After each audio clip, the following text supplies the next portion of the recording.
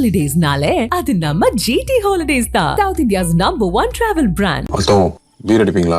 இல்ல இப்ப வேணாம். அப்ப அடிப்பீங்க. Hotstar Specials Goli Soda Rising now streaming on Disney Plus Hotstar.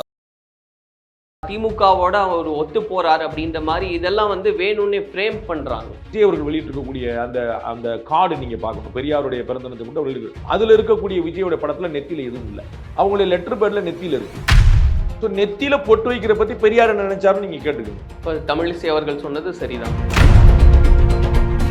நான் 2026 அவர் வந்து வரமாட்டாரு, அவர் ஒரு கட்சியே கிடையாது, நான் நெகட்டிவா பேசல, அவர் ஆட்சியவே பிடிக்கலாம் நான் மறுக்கல. ஒண்ணு திமுகவே இருக்குது, இல்ல அது வேண்டாம்னா அதே ஐடியாலஜியோட ஏடிஎம்கே இருக்குது. அப்ப திரும்ப இன்னொரு கட்சி எங்க இருக்கும்? பிஜேபி பயப்படணுமா இல்ல திமுக தங்களுடைய கொள்கையை இவரும் கொண்டு வர்றாருன்னு அவங்க பயப்படணுமா? யார்? திமுக வர்சஸ் அதிமுக தான் தமிழ்நாட்டில் பாலிடிக்ஸ். அண்ணாமலை வந்த பிறகு எப்படி ஒரு பிம்பம் ஏற்படுச்சு? திமுக வர்சஸ் பாஜக வச்சு அது மூலமா என்ன ஆகுது? இன்டைரக்டா அதிமுக பலவீனப்படுது. இப்ப அதே மாதிரி திமுக வர்சஸ் தாவேக்கான்னு கிளம்புறாங்கன்னு வச்சுங்க. தாவேக்கா வந்து திமுக எதிர்க்கும், திமுக வந்து தாவேக்காக்கு பதிலடி கொடுக்கும். இவர் தான் ஏதோ நம்பர் 2 பார்ட்டி மாதிரியான ஒரு பிம்பம் கிடைக்கும். அது ஆக்சுவலா திமுகவுக்கு நல்லது. இங்க ஒரு நம்பர் 2, இங்க ஒரு நம்பர் 2, நோ நம்பர் 1. திமுகவுக்கு பலம் தான் கூட்டும். டிவிக்கு யாருடையும் விஜய் சேரல அப்படின்னா 6% வாக்குகள் கிடைக்க வாய்ப்பு. இவரும் அதிமுகவும் சேர்ந்துறாங்கன்னு வச்சுக்கோங்க. ஒரு பேச்சு அதிமுக எம்எல்ஏஸே வந்துருவாங்க. அதுக்கான வாய்ப்புகள்லாம் இருக்கு.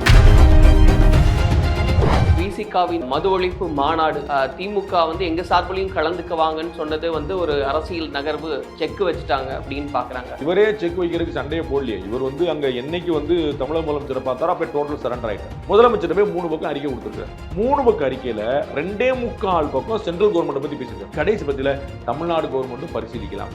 தமிழக முதலமைச்சர் பார்த்தாரு, எல்லாம் சென்ட்ரல் கவர்மெண்ட் திட்டி தானப்பா, நானும் வந்துடுறப்ப ஒன்றும் மது ஒழிப்பு மாநாடு எங்க இருந்து?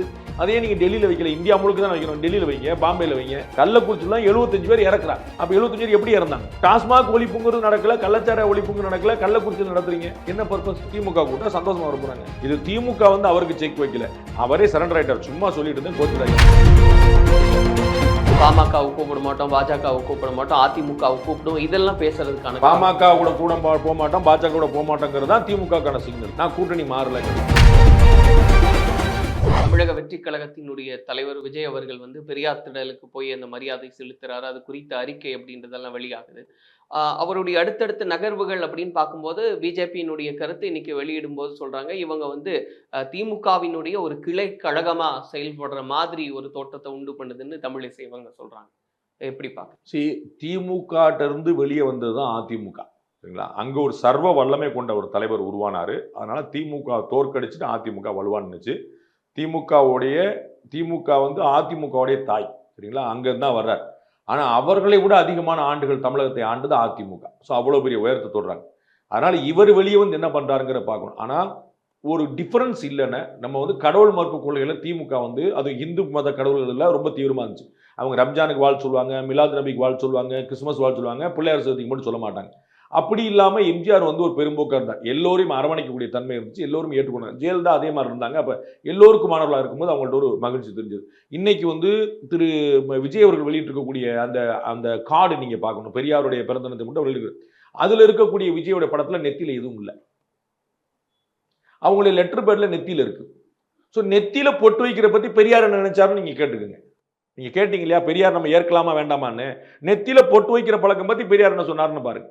அப்ப அவருடைய வாழ்த்து செய்தி சொல்ற படத்துல விஜய் அவர்கள்ட்ட நெத்தியில ஒண்ணும் காணும். ஆனா அவருடைய லெட்டர் பேர்ல நெத்தியில இருக்கு. இது உங்களுக்கு புரியுதா? இவ்வளவுதான். அப்ப அவர் வந்து திமுக மாதிரியே வந்தாருன்னா திமுகவே இருக்குதே. திமுகவுடைய எல்லா கொள்கைகளையும் விஜய் அவர்கள் ஏற்கிறார். நான் விஜய்க்கு ஓட்டு போட்டு திமுகவுடைய கொள்கை ஆதரிக்க வேண்டியது இல்லையே. நான் திமுகவுக்கு ஆதரவு தெரிவிச்சிருவேன். மதிமுக எங்க கரையுது? மதிமுகவுக்கும் திமுகவுக்குமான கொள்கை வேறுபாடு என்ன? எதுவுமே இல்லை. மானா காணாம போச்சு, சேர்ந்துருச்சு. உங்களுக்கு ஒரு ஐடியாலஜிக்கல் டிஃபரன்ஸ் ஒன்று இருக்கணும்ல. அந்த டிஃபரன்ஸ் என்ன இருக்குன்னு நான் கேட்கிறேன். சிஏஏ வேண்டாம் இவரும் சொல்றாரு, நீட் வேண்டாம் இவரும் சொல்றாரு, இருமொழி கொள்கை இவரும் வேணுன்றாரு, பெரியார் எங்கள் தலைவர் இவர் வேண்டாரு, அண்ணா எங்கள் தலைவர் ஆமா வேண்டார். திமுகன்னு வச்சிட வேண்டியதான, தாவேக்கான இதுக்கு வச்சுக்கிட்டு இந்த அத்தனை ஐடியாலஜியோட உங்களோட பேச. நாளைக்கு வந்து இவர் ஆட்சியவே பிடிக்கட்டும், நான் வந்து வேண்டாம் சொல்ல மாட்டாருன்னு சொல்ல, நடக்கட்டும். இன்னைக்கு வந்து எல்லாத்தையும் சேர்ந்து பலமா ஒரு கட்சி அங்க இருக்குதே. அப்ப நீங்க வேற என்ன செய்ய போறீங்க? தமிழிசை அவர்கள் சொன்னது சரிதான். தமிழிசை அவர்கள் சொன்னது அவங்க சொன்னது. நான் சொல்றது ஐடியாலஜிக்கல் டிஃபரன்ஸ் என்னன்னு ஒரு கேள்வியை முன்வைக்கிறேன். பார்வையாளர் முன்னாடியும் உங்க முன்னாடியும் என் முன்னாடியும் திரு விஜய் முன்னாடியும் நான் வைக்கிறேன். ஆனா இன்னுமே முழுமை பெறல அப்படின்றதுனால தானே சார் இப்ப மாநாடு ஆமா, முழுமைதான் பெறணும். முழுமைதான் நம்ம வந்து ஒன்றும் அவசரப்படல. ஆனா நான் வந்து ட்ராக் ரெக்கார்டு தான் நான் வந்து யூகம் சொல்லியே. நான் சொன்ன ஏதாவது ஒன்று இல்லை சார் அப்படி செய்யவே இல்லை, நீங்க எப்படி சார் கற்பனை பண்றீங்கன்னு சொல்லுங்க. நான் அவர் சொன்னதையும் பேசுறதையும் செஞ்சதையும் வெளியிட்டேன்னு தான் நான் சொல்றேன். நான் வந்து புள்ளி விவரங்களோட பேசுறேன். அவர் என்ன செஞ்சாருன்னு தரவுகளோட பேசுறேன். நான் ஒரு யூகத்துல பேசுறேன். நான் 2026 அவர் வந்து வரமாட்டாரு, அவர் ஒரு கட்சியே கிடையாது, ஒரு நான் நெகட்டிவா பேசல. அவர் ஆட்சியவே பிடிக்கலாம், நான் மறுக்கல. மக்களுடைய ஆதரவு இருந்தா யார் தடுக்க முடியும்? ஆனா அவர் என்ன பண்றாரு? அப்ப திமுகவுடைய சித்தாந்தங்களோடு அப்படியே நெருங்கி வரும்போது ஒன்னு திமுகவே இருக்குது, இல்ல அது வேண்டாம்னா அதே ஐடியாலஜியோட ஏடிஎம்கே இருக்குது, ரைட்டுங்களா? அப்ப திரும்ப இன்னொரு கட்சி எங்க இருக்கும்? இப்ப தேமுதிக வந்து விஜயகாந்த் அவர்களுக்கு பின்னாடி காணாம போகுது, அவர் ரொம்ப பெரிய பின்னடைவை சந்திக்கிறாங்க. மதிமுக உள்ளே கரைஞ்சு போகுது. அப்ப அந்த ஐடியாலஜிக்கல் டிஃபரன்ஸ் இருக்கணும், இல்ல ஒரு யூனிக் லீடர் இருக்கணும். அப்ப அது கட்சி தக்க வச்சு போகணும்ல, அது நின்று ஒரு டிரைவிங் ஃபோர்ஸ் ஒன்று இருக்கணும்ல. இப்போ இது வரைக்கும் சொல்லும்போது திமுகவுக்கு வந்து ஒரு பயத்தை உண்டு பண்ணார் விஜய் அப்படின்றதெல்லாம் பேசப்பட்டுச்சு சார். ஆனால் இன்னைக்கு எதிர்வினை அப்படின்றது பாஜகவிலிருந்து வர ஆரம்பிக்குது. திமுகவோட அவர் ஒத்து போறார் அப்படின்ற மாதிரி இதெல்லாம் வந்து வேணும்னே ஃப்ரேம் பண்றாங்க. பாஜக வந்து எதிர்வினை வரத்தான் செய்யும். அது வந்து எவ்வளவு சாஃப்டா போனாலும் இன்னைக்கு வரைக்கும் அவர் பாஜகவை எதிர்க்கல. ஆனா பாஜகவுடைய பாலிசிகள் எதிர்க்கிறார். நீட்டுக்கு மாற்று கருத்து சொல்லிட்டாரு, சிஏக்கு மாற்று கருத்து சொல்லிட்டாரு, மும்மொழி கொள்கை மாற்று. ஸோ ஐடியாலஜிக்கல் டிஃபரன்ஸை காட்டிட்டார். அப்ப பிஜேபி எதுக்கு தானே செய்வாங்க? உங்களுக்கு புரியுங்களா? திமுக எதிர்த்து அவர் ஒரு வார்த்தை சொல்ல, அதிமுக எதிர்த்து ஒரு வார்த்தை சொல்ல, அதிமுக திமுகவுடைய கொள்கையை எதிர்த்து ஒரு வார்த்தை சொல்ல, புரியுங்களா? தமிழ்நாட்டில் பள்ளிக்கூடங்கள் சரியில்லை, தமிழ்நாட்டில் மதுபோதை தலைவிரிச்சாடுது, தமிழ்நாட்டில் சட்டம் அப்படி எதுவுமே சொல்ல.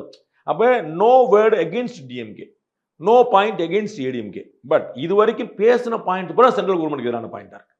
சரிங்களா? நீட் வந்து அவங்களுடைய பாயிண்ட் அவங்க வேணும்னு சொல்றாங்க, சிஏ அவங்களோட பாயிண்ட் வேணும்னு சொல்றாங்க, மும்மொழி கொள்கை அவங்களுடைய பாயிண்ட் வேணும்னு சொல்றாங்க. அப்ப அதை பூரா எதிர்க்கிறது. அப்ப பிஜேபி ஆப்வியஸா எதிர்க்கிறாங்க. இப்ப பிஜேபி ஏன் எதிர்க்கிறாங்கிற கேள்வி இல்லை, பிஜேபியோட ஐடியாலஜியை இவர் எதிர்க்கிறாரு, இவரை பிஜேபி எதிர்ப்பாங்க. நமக்கு எதிராக இவர் செயல்படுறாரு அப்படின்னு பிஜேபி பயப்படணுமா, இல்ல திமுக தங்களுடைய கொள்கையே இவரும் கொண்டு வர்றாருன்னு அவங்க பயப்படணுமா? யார்? திமுக சந்தோஷப்படணும். திமுகவோட பாலிசியோட எதிராக ஒருத்தர் வர்றாருன்னு திமுக ஓட்டுலாம் செதறதுக்கான வழிதான் பண்றாரு. அதனால திமுகவுக்கு தான் லாபம். திமுக எதிர்ப்பு ஓட்டுகள் பூரா செதறும். இந்த கூட்டணி அப்படியே இருக்குன்னு இவருக்கு லாபம். இவங்க மீண்டும் 26 ஆட்சி பிடிக்கிறதுக்கான வழியை திரு விஜய் செய்வார். ஸோ அப்போ திமுகவுக்கு இது வந்து பலம் தான் கூட்டும், டிவிக்கு பலம் கூட்டாது, திமுகவுடைய எதிர்ப்பை பலவீனப்படுத்தும். என்கிட்ட இருக்கிறது அப்படின்னு தான் இருக்கும். ஆனா எதிரில் வந்து ஒரு பலம் இருக்குல்ல, நான் வந்து 40 மார்க் வச்சிருக்கிறேன், சரிங்களா? நான் நம்பர் 1. எதிர வந்து எனக்கு 60 மார்க் இருக்கு, சரிங்களா? அந்த 60 மார்க் 3ஆ போயிடுச்சு. அப்போ ஆளுக்கு 20 மார்க். அப்போ 40 மார்க் தான் பெரிய ஆளு. 40 பெருசா 60 பெருசான்னா 60 தான் பெருசு சொல்லுவீங்க. அந்த 60/3 போட்டா 20. அவ்வளவுதான். திமுகவுடைய கூட்டணி இப்போ வரைக்கும் அப்படியே இருக்குது, மாற்றம் இல்லை. திமுகக்கு எதிராக அதிமுக, பாஜக, நாம் தமிழர் ஏற்கனவே 3 அணியா இருக்குது. இப்போ நீங்க வர்றீங்க, இவங்க கூட யாரோ ஒருத்தரோட சேர்றீங்க, 3 அணியா தொடருது. அப்ப திரும்பி இவங்க ஜெயிக்க போறாங்க. இல்ல நீங்க தனியா நிக்க போறீங்க, 4 vs 1, இன்னும் ஈஸியா ஜெயிக்க போறாங்க. ஸோ விஜய்க்குன்னு ஒரு புது ஓட்டு 4 ஓட்டு விழும்ல. திமுக அதிமுக கொஞ்சம் போகும், பாஜக கொஞ்சம் போகும், நாம் தமிழர் கொஞ்சம் போகும், திமுக குரூப்ல கொஞ்சம் போகும், எல்லாத்துக்கும் கொஞ்சம் கொஞ்சம் போகும், சரிங்களா? ஏன்னா புது ஓட்டர்கள் வந்து எல்லாரும் வர போறது இல்லை. அப்ப எல்லாருமே கொஞ்சம் ஓட்டு போடுவாங்க. அப்ப இவருடைய எதிர்ப்பு தான் பிரிய போகுது. அப்ப நீங்க யாரோட கூட்டணி சேர்ந்தாலும் இல்ல தனியா நின்றாலும் திமுகவுக்கு நல்லது. ஆனா ஏன் அப்ப திமுக பயப்படுதுன்னு பேசப்படுது சார்? நிறைய ஆக்டிவிட்டிஸ் எல்லாம் பாக்குறோம். தாவேக்காவை பத்தி பேசுறதுக்கே திமுக எனக்கு தெரிஞ்சு 1-2 அமைச்சர்கள் தவிர வேற யாருமே இல்லை. அவங்களுக்கு தெரியும், அவங்களும் கூட நினைக்கலாம் நம்ம வந்து எதிர்ப்பு போடுவோம், அது ஒரு ராஜதந்திரமா இருக்கலாம், நம்ம எதிர்க்கிற மாதிரி இருப்போம், அப்பதான் அவர் அக்ரெசிவா இருப்பாரு. அப்ப வந்து திமுக வெர்சஸ் தாவேக்கா அப்படின்னு மாறிச்சுன்னு அது வந்து இப்ப ஏற்கனவே நல்லா யோசிச்சு பாருங்க. திமுக வெர்சஸ் அதிமுக தான் தமிழ்நாட்டில் பாலிடிக்ஸ், சரிங்களா?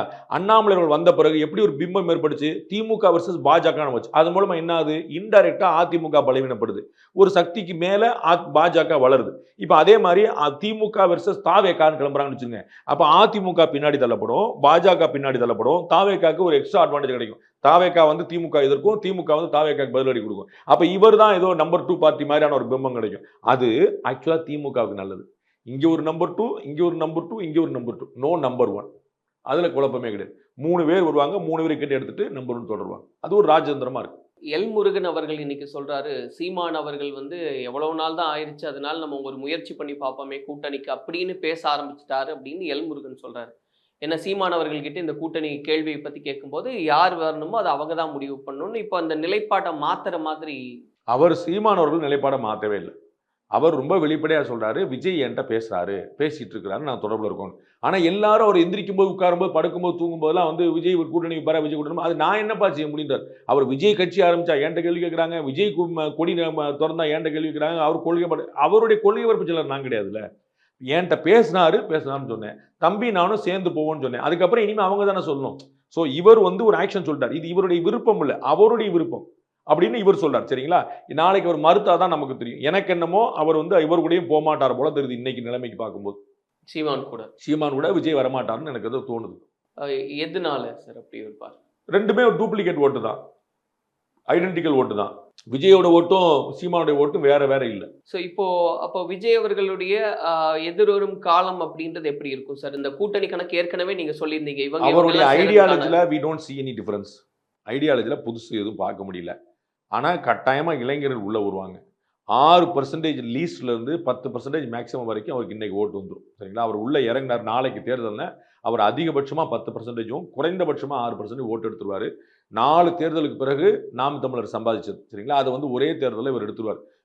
விஜயகாந்தே முதல் தேர்தலை சம்பாதிக்க முடியாதது, அதை வந்து செஞ்சுருவார். அதற்கு மேலே நகர்தா இல்லையாங்கிறது இவருடைய நகர்வுகளை பார்த்து சொல்ல முடியும். யாரோட சேர்றாரு? இவரும் அதிமுகவும் சேர்ந்துறாங்கன்னு வச்சுக்கோங்க ஒரு பேச்சு. அப்போ நான் சொன்ன கணக்கெல்லாம் வேற. அவருக்கு எம்எல்ஏஸே கிடைச்சிருவாங்க. அதிமுக எம்எல்ஏஸே வந்துருவாங்க. சரி, அதுக்கான வாய்ப்புகள்லாம் இருக்கும். முயற்சி பண்றாங்க. எது நடக்கான்னு தெரியல. இவர் சொல்றது நான் தான் ஆல்டர்னேட்டிவ்னு சொல்றாரு. ஆல்டர்னேட்டிவ்னு சொன்னா ஐடியாலஜியில் எந்த ஆல்டர்னேட்டிவ் தெரியல. அப்புறம் என்ன ஆல்டர்னேட்டிவ் நம்ம யோசிக்க வேண்டியிருக்கு. அப்போ ஒருவேளை அவர் சீமானோட சேர்ந்தா வேற மாதிரி, காங்கிரஸ் உள்ளிட்ட இப்போ விடுதலை சிறுத்தைகள் திமுக நம்ம வந்து ஒரு டஃப் ஓடிட்டு இருக்கிறத நம்ம பார்க்குறோம். ஒரு சண்டை ஓடிட்டு இருக்கிறத பார்க்குறோம். இன்டைரக்டா வந்து புகைஞ்சிட்டு இருக்கிறத பார்க்குறோம். ஒருவேளை 2 கம்யூனிஸ்ட் கட்சிகள், காங்கிரஸ், விடுதலை சிறுத்தை இவங்கெல்லாம் வெளியே வந்து அவங்கெல்லாம் விஜய் தலைமையில் அமைஞ்சாங்கன்னா அது வேற மாதிரி. இவர் ஏடிஎம்கே சேர்ந்தா வேற மாதிரி. ஸோ என்ன அமையுதுன்னு சொன்னா தான் நம்ம சொல்ல முடியும். நீங்க எந்த பக்கம் போறீங்கன்னே தெரியாம அவர் வந்து எப்போ போய் ரீச் ஆவாருன்னு சொன்னா அது முதல் சொல்ல முடியாது. தனியா போட்டிட்டாரு, யாருடையும் விஜய் சேரல அப்படின்னா 6லேருந்து 10% வாக்குகள் கிடைக்க வாய்ப்பு இருக்கு. இன்னைக்கு விஜய் அவர்கள் பெரியார் திடலுக்கு போனதுக்கு காரணம் ஏதாவது இருக்கும் அப்படின்னு நினைக்கிறீங்க? கட்டாயமாக காரணம் இருக்குது. ஏன்னா சென்னையில் வந்து 2 முக்கியமான இடங்கள்ல பெரியார் சிலைகள் இருக்குது. அது வந்து காலகாலமாகவே இது வந்து ஏடிஎம்கேடைய பெரியார் சிலை, அது வந்து டிஎம்கே பெரியார் சிலைன்னு ஆகிப்போச்சு. 2ல எங்கே போய் மாலை போட்டாலும் அப்போ இவரோட ஒரு கூட்டணி போடுறாருன்னு அவங்க கணக்கு கொண்டு வருவாங்க. அதனால பெரியார் இருந்த இடத்துக்கே போயிடுவோம் சொல்லிட்டு அங்கே போயிட்டார். வேற ஒன்றுமே இல்லை. இந்த பக்கம் போனால் மவுண்ட் ரோடில் போட்டால் வந்து ஜெமினியில் போட்டால் வந்து ஏடிஎம்கே ஆயிரும். மவுண்ட் ரோடில் ஹிந்து ஆஃபீஸ் இதில் போட்டால் வந்து டிஎம்கே ஆயிரும். எதுக்குப்பா இந்த குழப்பம்? நம்ம வந்து பெரியார் இடத்துக்கே போயிடும் சொல்லி போட்டுருப்பாரு. அதான் காரணம். விசிகாவினுடைய அந்த மது ஒழிப்பு மாநாடு அப்படின்னு பேசும்போது திமுக வந்து எங்க சார்பிலையும் கலந்துக்குவாங்கன்னு சொன்னது வந்து ஒரு அரசியல் நகர்வு, செக் வச்சுட்டாங்க அப்படின்னு பாக்குறாங்க. அப்படியான செக்குலாம் வைக்கல. இவரே செக் வைக்கிறதுக்கு சண்டையே போடலையே. இவர் வந்து அங்க என்னைக்கு வந்து தமிழக முதலமைச்சரை பார்த்தாரோ அப்போ டோட்டல் சரண்டர் ஆயிட்டார். நீங்க வெளியில அவர் கொடுத்த பேட்டிலாம் என்ன? நம்ம வந்து பூரண மது விலக்கு வேணும், உலகம் பிற மாநிலங்களில் சாத்தியமாகும்போது தமிழ்நாட்டில் சாத்தியமாகாதா? சாத்தியமாகாதுன்னா கூட தமிழ்நாடு ஏன் முன்மாதிரி மாநிலமா இருக்கக்கூடாது? நம்மகிட்ட ஏன் மதுவிலக்கு கூடாது? மதுவிலக்கு வேணும், நிறைய பேர் தாலி எடுத்திருக்காங்க, பிரச்சனை குடும்பம்னு அவ்வளோ ஆவேசமா சொன்னார். முதலமைச்சர் போய் 3 பக்கம் அறிக்கை கொடுத்துருக்காரு. 3 பக்கம் அறிக்கையில 2.25 பக்கம் சென்ட்ரல் கவர்மெண்ட் பத்தி பேசியிருக்காரு.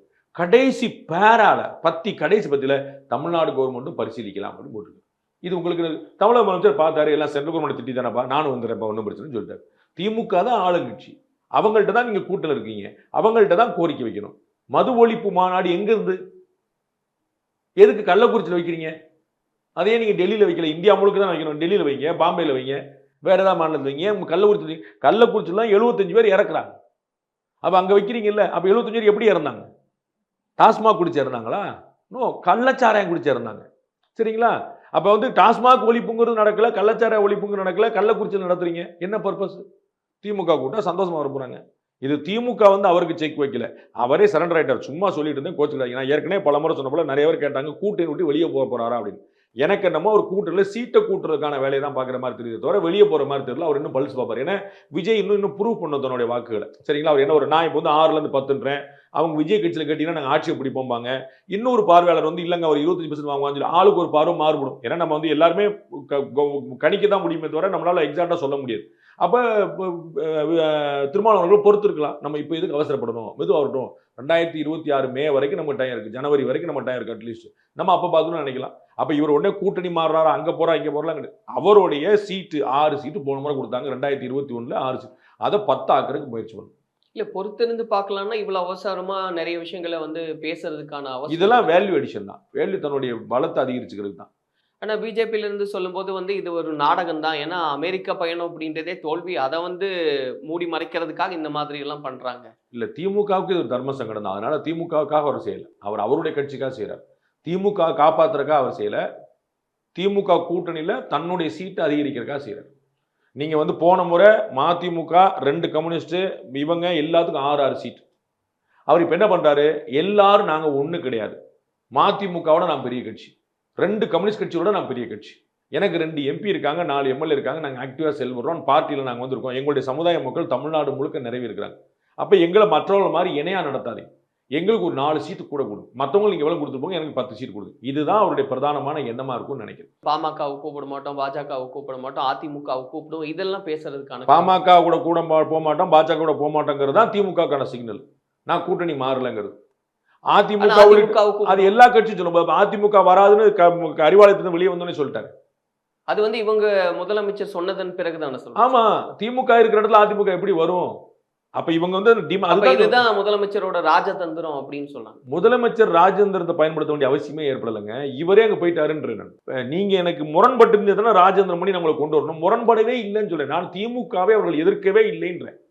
தன்னுடைய சார், நீங்க உங்க சம்பளத்தை கூட கேட்டா நீங்க எனக்கு சண்டைக்கு வரைக்கும் அர்த்தமாகுமா? அது எப்படி ஆகும்? நீங்க உங்களுக்கு புரியுதா? எனக்கு சம்பளம் கூட கொடுக்கன்ற அவர் வந்து உங்க முதலாளி பார்த்து சொல்றேன்னு சொல்லுவார். அப்ப முதலாளிக்கு எதிராக நீங்க பேசுறீங்க, எப்படி ஆகும்? அப்படி ஆக அவர் தன்னுடைய சீட் அதிகரிக்க பாக்குறார்.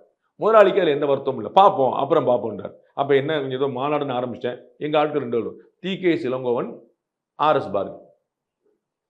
அதுலேயே மெசேஜ் புரிஞ்சுக்கணும். அவங்க வந்து ஒரு ஆறுதலுக்கு வந்து வச்சுட்டு உங்க கூட நீ வச்சுக்கோங்க, நாங்கள் பேசுவோம், நாங்களும் மத்திய அரசு, நீங்களும் மத்திய அரசு திட்டுங்க, நாங்களும் மத்திய அரசு ஹாப்பி. இப்போ இந்த கூட்டணி விலகல் அப்படின்றதுக்கெல்லாம் ஒரு முற்றுப்புள்ளியாவே இன்னைக்கு தேதிக்கு. ஆனால் இந்த கணக்குகள் மாறலாம். அதெல்லாம் நீ அரசியலில் வந்து நிரந்தரம் நீங்க யாரும் சொல்ல முடியும். நிறைய விஷயங்களை பேசியிருக்கீங்க சார். அடுத்தடுத்து என்ன நடக்குது அப்படின்றதெல்லாம் பொறுத்திருந்து பார்க்கலாம். ரொம்ப நன்றி. ஹாலிடேஸ்னாலே அது நம்ம GT Holidays தான். South India's #1 travel brand. இதை மெயின்டைன் பண்ண போறேன்னு சொன்னீங்களே, என்னத்த சுத்தம் அப்படியே தூக்குங்க. Hotstar Specials Goli Soda Rising now streaming on Disney Plus Hotstar.